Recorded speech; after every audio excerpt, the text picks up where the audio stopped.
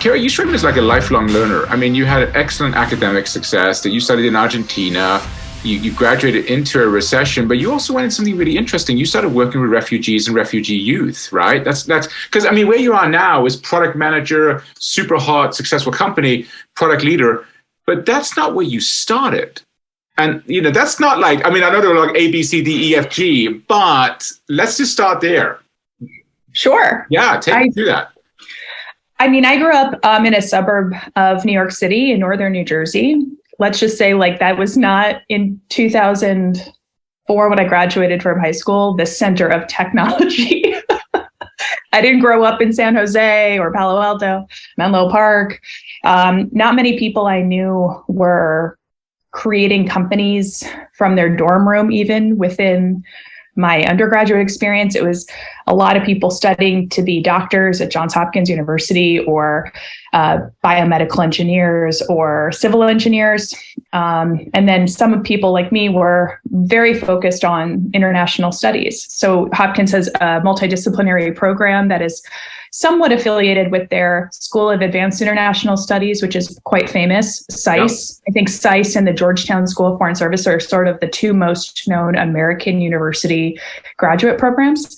And for most of my life, I was very convinced I was going to become a lawyer and work in international human rights law, potentially in The Hague or, you know, somewhere like the New York City, UN, you know, something along that line. And so when I was in college, I became part of, I was one of, I think, the founding members, if I recall correctly.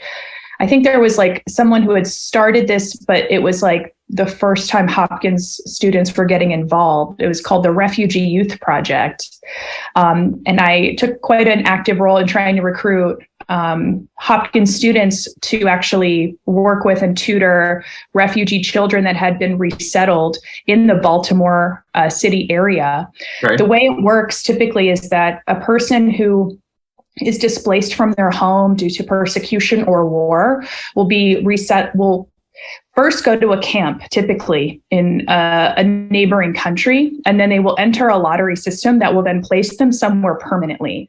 And when you become a refugee status in America, you can sometimes come into one resettlement center. Typically, you stay within that area, but they will typically try to place people of a similar country background in like large areas. So I think there are pockets of, different countries that have gone through a lot of turmoil that all happen to then be in one place to form a community. And so when I was in Baltimore, I worked with a lot of people who were Somali Bantu. I believe there were some Burmese families. It was very, it was so rewarding to work with them. And what would happen is how Hopkins got involved was we would coordinate busing to the school where the children would come after school, and we would help them essentially with their homework or applying to college or learning to read. And the age range was quite varied, elementary all the way to high school. And then I wanted to work with them so much that I applied and won a grant from Hopkins for about $3,500 for living expenses in New York City for the summer when I was 19. I worked in the New York City International Rescue Committee Resettlement Center. Right. Yeah. And so I ran the extracurricular part of a school that we created, like a summer school. I worked with an AmeriCorps volunteer who was working at the IRC full time. I worked with an intern who came from Harvard, and then there were a couple other people who were on the board that got involved. But we ran a school. It was sort of like the inmates were running the prison. I mean, who among us was like a pop-up. It was like a pop-up school. It was basically a pop-up for New York City resettled youth to come and learn English. We had to hire all the teachers. I mean, it was amazing. And I had to create an entire extracurricular program with this Harvard kid. And it was unbelievable how that we even pulled it off. But long story short, after that experience, it felt so rewarding to work, but I just realized that I don't know if I'm cut out to work in nonprofit. No, I get that. Look, because I love the juxtaposition here. On the one hand, you're John Hopkins, which was one of the top 2 diplomat, foreign service, international studies programs in the country. And then you got which is academic, right? It's an academic setting. Quite academic. But then you get the rawness of, I'm actually dealing with the effects of global politics and international order and breakdown and resettlement. So it's a really interesting duality that you were living in, right? At least to me, it was like working in a startup. Yeah. In many ways, but with less funding. Yeah, like a compassion startup, right? Yes. Yeah. Right. It was an incredible experience. That summer, I learned so much about myself, about the human condition, empathy, how stressful the real world is from just and how thankless, just work as a concept is. It was amazing. And it really, if anything will make you grow up quickly, it's realizing how lucky you are compared to people who have fled their homes and have to relearn a language.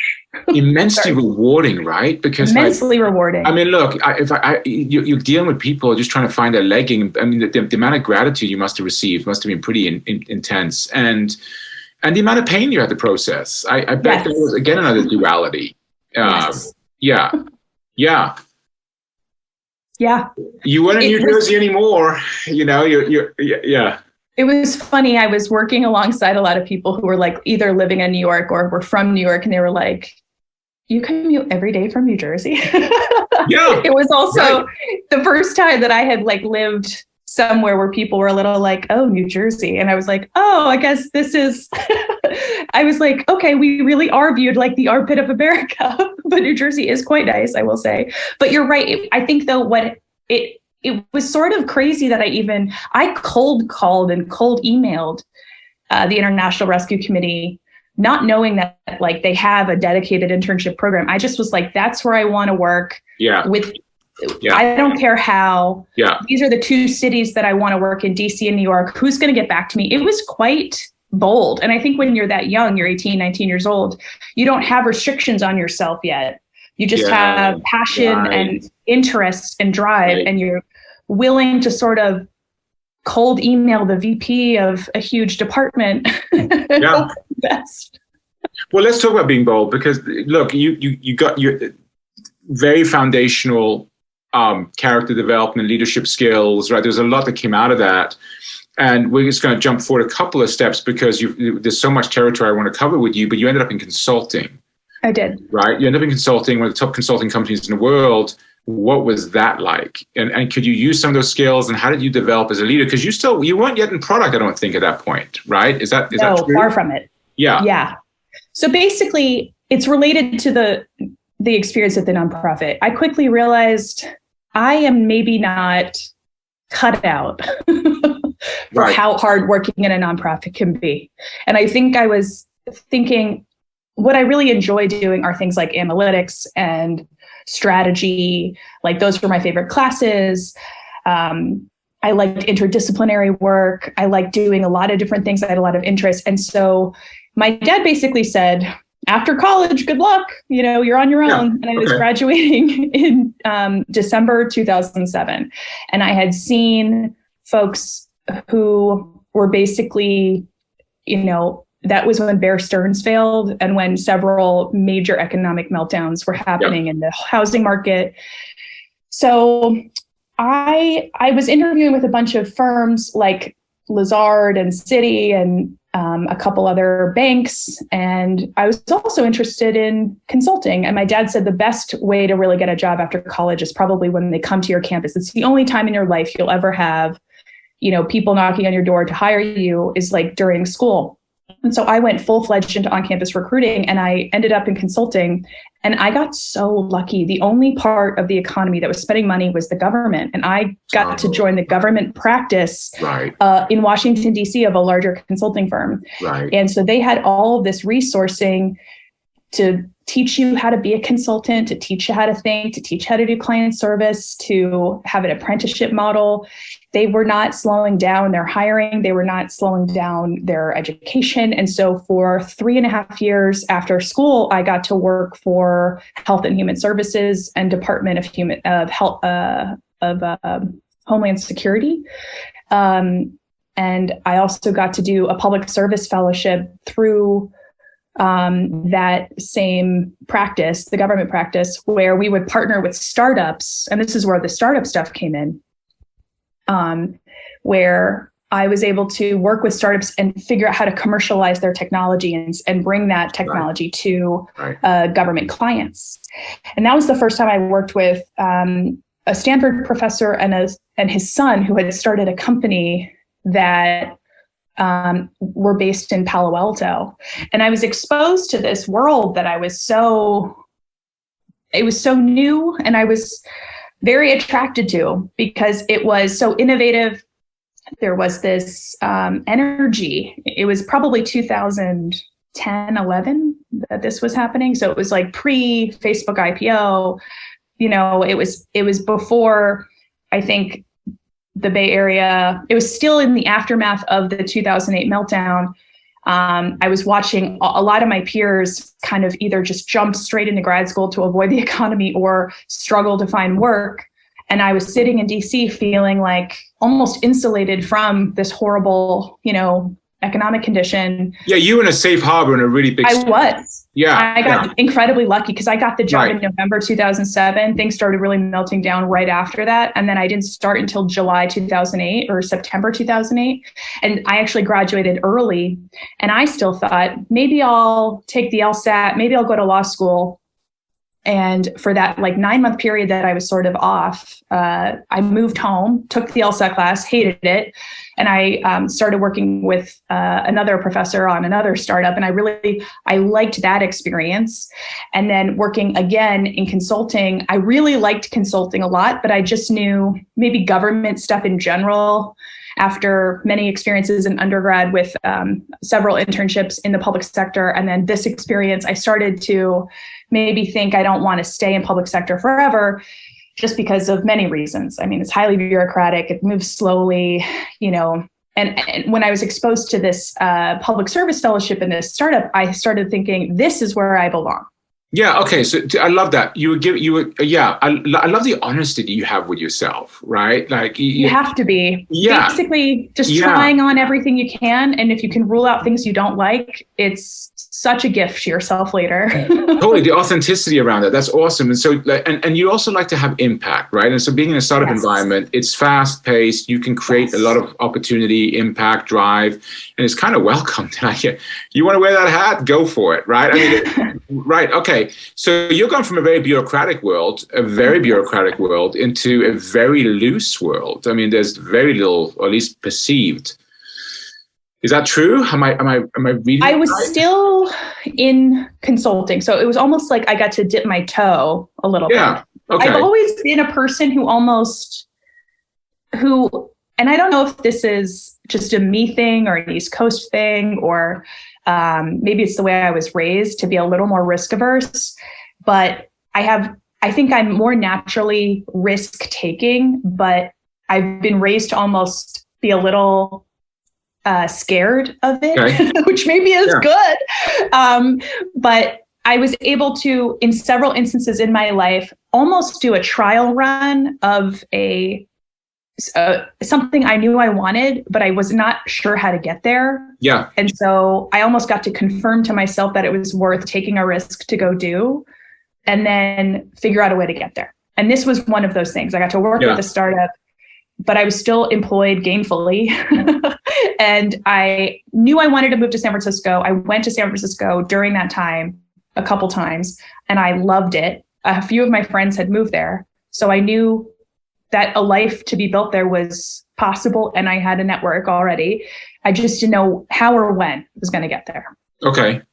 And I like your theme because were you, like you talk about being risk averse, which again, I love the authenticity around that and having to deal with that, negotiate that with yourself and maybe some belief systems that you'd taken on from maybe your environmental system or whatever.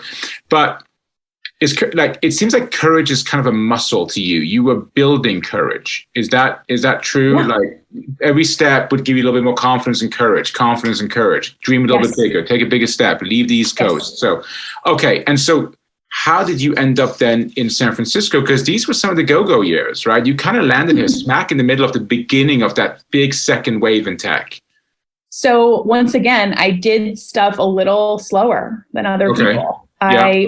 I was like, what if I go to business school and have my consulting firm pay for some of it and then do an internship out there and make sure I really like it?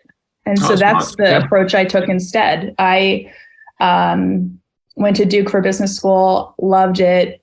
And I wanted to try it out. I wanted to try tech out. I also didn't know if I should just apply to the San Francisco office. Like there were a couple different things, or quit my job and just move out there, like a couple of my friends had.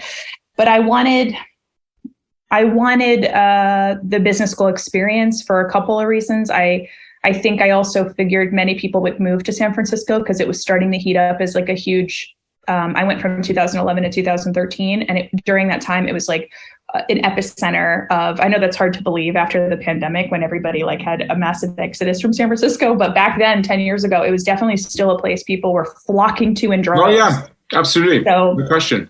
It was, I thought it was a safe. And also, Duke had a lot of ties to Apple and to Google and to Microsoft. And so a lot of tech recruiting was happening at Duke at the time. And I thought, I'll do my summer in San Francisco and see how I like it. Maybe I don't want to do tech. I can always go back to Deloitte, my consulting firm. Yeah, okay. So you're right. So you came out west, you put your foot in the pond. You liked it, and I like the way you think. It's very strategic, right? You're testing things. You're building your it's like an investment. A lot of testing. Yeah, it's like an investment thesis, right? Like you're like, okay, I'm investing my time, energy, emotional capital, financial capital, whatever. So you move out west, and you end up kind of in a rocket ship, right? I mean, you kind of. So how did you end up in product? I guess that's what I'm interested. Yeah, that's a longer story. I mean, I'll try to shorten it. I, during business school, didn't know if I wanted to do product marketing or product management. I actually, if you can have the concentration in business school, I had one in both marketing strategy and in product management, but I knew I wanted to be close to product. But when you take out 6 figures worth of loans and you are thinking that your company is going to pay for most of it, but it's like taxed like a bonus, and the interest rate that you are taking out is higher than the interest rate they reimburse you. I mean, there's like still quite a bit of loans to take out. For sure. So what I did instead was I interned during business school at Autodesk as a product marketing intern. And that was amazing. It was in San Francisco. I was surrounded by design, minded people, because Autodesk creates design software for architects, construction engineers, entertainment industry. And so I was thrown into an established company, but very innovative and cutting edge types of personas that we were selling to, right? And so and during that summer, I was surrounded by startups and networking with all sorts of people. Y Combinator was becoming like almost like the Harvard for startup founders. And I, had a lot of my peers from Duke there with me. And it was just a transformative summer. It might have been maybe the best summer of my entire life. It truly everything locked in.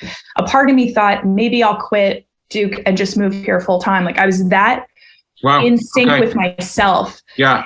And so I did everything in my power to change my offer from Deloitte to go back to San Francisco. And so I knew for sure that I was moving to San Francisco after school. How long I would stay in consulting post school, I didn't know. I stayed about 2-3 years to pay back my loans, and then because they reimburse you after 2 years. And I then started my hunt. And I knew I needed to figure out, where am I going to land? The problem with trying to land a product job when you're in consulting is that you're too much of a generalist. So unless you go to a very early startup, it's very difficult to land like a product job. You have to convince somebody at a technology company that you can be a product manager, even though you've never had the product manager role before. Right, so breaking into product is pretty hard. Sorry, go ahead. No, I'm so sorry. I just want to build on your energy because I love where you're going with this. Yeah, because being a product leader is very different. It's kind of like being a GM of a little business unit, right? I mean, yeah. I mean, well, you're not a product leader right away, right? You have to understood. Start with just like being a PM. And I think like, there are assistant product manager tracks that you can have, like the APM track, I believe, at Facebook and Google, or if you're a PM at a startup and you get started right away, it's amazing to have. And I think Microsoft has a PM program. There are many, tried and true ways, and a lot of engineers in an organization will sometimes transfer into PM. But what if you're an international studies major from Hopkins and you were a consultant in government, and then you've had one internship in product marketing? How the heck are you going to break into PM? And my answer to that was, let me get in somewhere, maybe as a PMM, like a product marketer, because I have at least that on my resume. Yeah. And then eventually I'll convince them that I'm an awesome PM. And that's what happened. That's what happened. You were willing to be flexible to get to where you wanted to go, right? So you were willing to be flexible. That's what happened. Yes. And then you were part of it. Yeah, you were part of a rocket ship, right? I mean, you were part of a company really fast growing. And that is an interesting role because you have the traditional pressure and presentation and so forth of like a PM, but then you're also part of a rocket ship. How did that affect you, being part of that? Do you thrive on that kind of pressure and adrenaline? Was it overwhelming? Was it all the above? It was amazing. Yeah. Well, I say whenever you're looking for a company, look for growth, because growth implies product market fit, and not the kind of growth that comes with heavy venture backing. I mean, like from sales. That's important. When you have product market fit and you can then expand that product market fit into new markets, and you have so much opportunity, not only to learn, but also to change roles. Because there's so much to do in such a short amount of time that they are constantly seeking out people who have some kind of institutional knowledge to take on maybe a bigger role. And so that was sort of my thinking. If I go to a high growth company, private or public, in this case, it had already gone public a couple of years prior to me joining, but there were only, at the time, I think there were like 1,600 people and maybe 750 million in revenue, which might sound very big, but now we're about 3.5 billion in revenue expected this year, and 8,000 people. Right. So in the 6 years that I've been at this company, we've grown an incredible amount year over year to just achieve that. Like, it took 15 years for that company to get to, or like 13 years for that company to get to even like 1,600 people. Yeah. And now I'm like in the top 10% of tenured people at my company, because so many new people have joined and old people have left. Yeah. So the rocket ship really enabled me to, one, have increasing amount of scope within the domain that I initially was hired for, which is product marketing, to become an expert in areas of it, and then be so much of an expert and technical enough to justify moving over to product.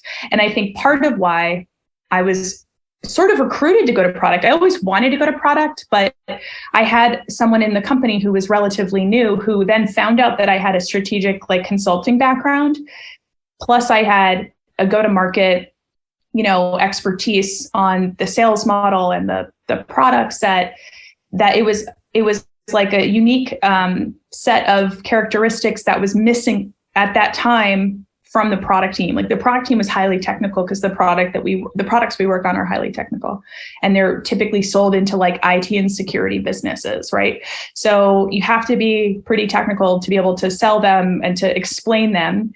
But most of the people that were in the product org were either former security and IT folks that used the product, or they were engineers who had built the product who moved over to PM. And so there was a lack almost of like go-to-market focus. And so I was able to differentiate myself because I wasn't an engineer, because I had an expertise in thinking through end to end, how would a product that we build easily help a customer get started, upgrade, how do I help the sales motion, land use cases with the product. And so that became sort of like my differentiation on the team, like also pricing. We have highly complex pricing. And so being able to become a pricing expert on that team. So I initially owned things like, how do I get started? How do I start a see try experience? How do I upgrade experience? How do I create pricing guidance for sales teams, and maybe even new types of bundling that the product would facilitate, right? Those are the things that we were working on. It sounds like what they would say in the military, like these are battlefield promotions, right? Because things are moving so fast and so quickly that a little bit, yeah, doors is open, and so you're like, I'll take that, and as long as you continue to perform, they'll continue to give you boatloads of great experience. And they trust you. And they trust you. That's the key. And they trust. That's the key. Yeah, trust is. That's right. Because okay, but they trust you obviously on execution, but also on. Do you think you were met initially? I don't know if this is true or not. Maybe I'm just like with some skepticism. Like, okay, yes, and then like, no, wait a minute. This is great. She brings a perspective. Kara brings a perspective that's complementary to what we. Okay, 100%. Tell me a little about that. Tell me, because that must have been a pretty good feeling when you landed on the other side of that skepticism, I'd imagine. So it takes one person who's in senior leadership to believe in you. Yeah. One person. One sponsor, one champion. Yeah. Yeah. And that person for me was Kia Benia. Okay. And he is a mentor of mine still. I owe a lot to him. He was an executive at BMC. He worked at Marimba, which was acquired, I believe, by BMC. And he just could see my background being an asset on the team, right?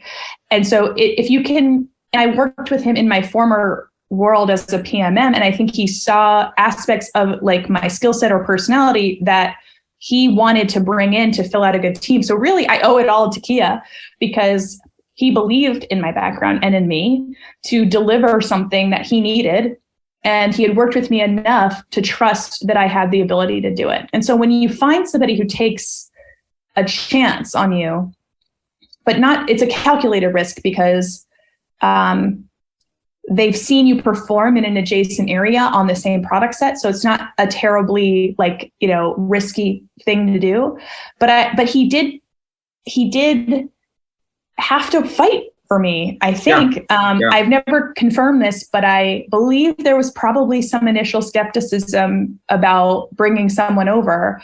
But I was also lucky that there were a couple product marketers who also had moved over, and almost all of them were women into product roles. So there was like starting to become almost like a pipeline of like relatively technical women who are moving into product from product marketing. And so it was like the PMM to PM pipeline, right?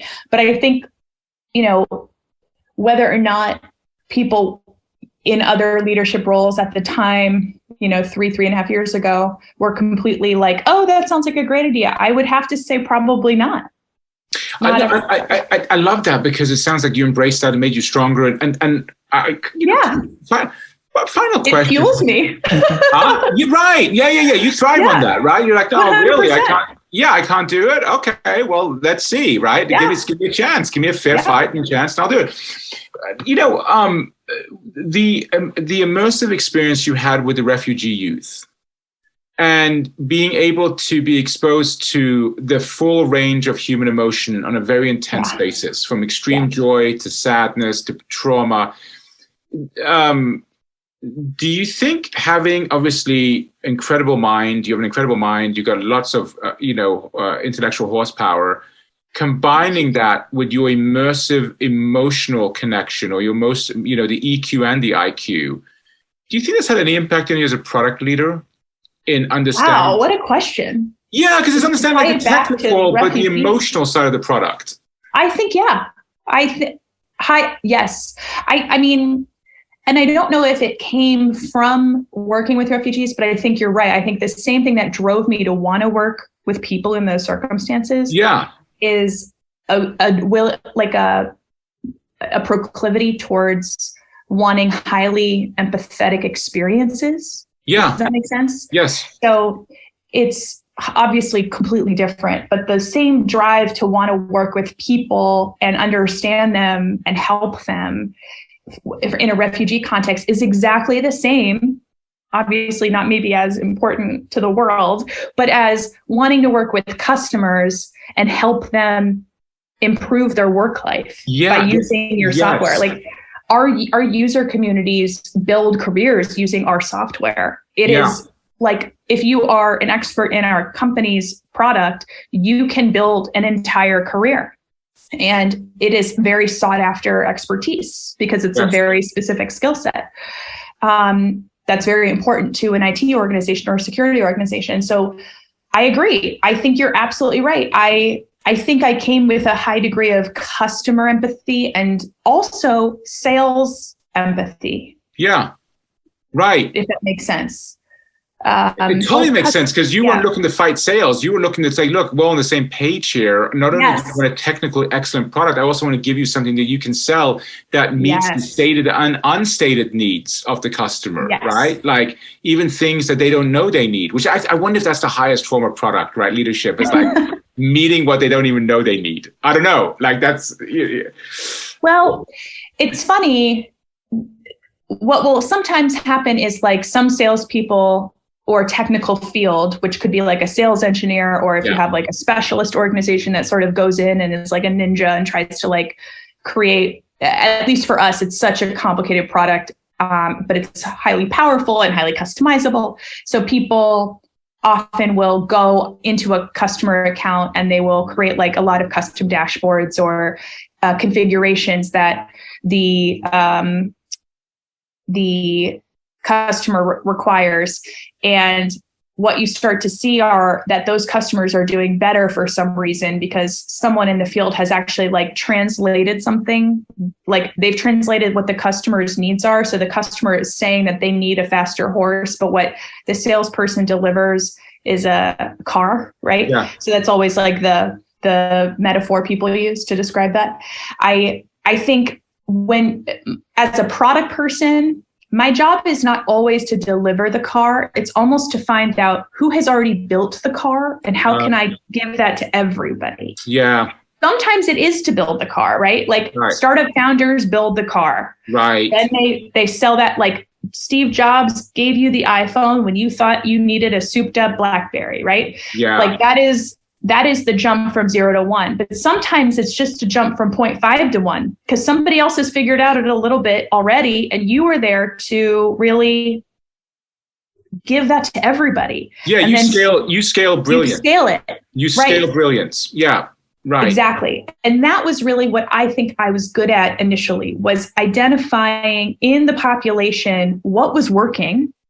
Why was this part of the business selling so much more than that part? Why were those customers more successful more quickly? How do I take what you've done and customize it for this type of persona in these use cases, but learn the lessons from that implementation and avoid them by maybe tweaking a few things about the requirements? And that's what I did. That's sort of how we scaled the getting started experience with IT operations use cases instead of security. I borrowed from security and I tweaked and then scaled.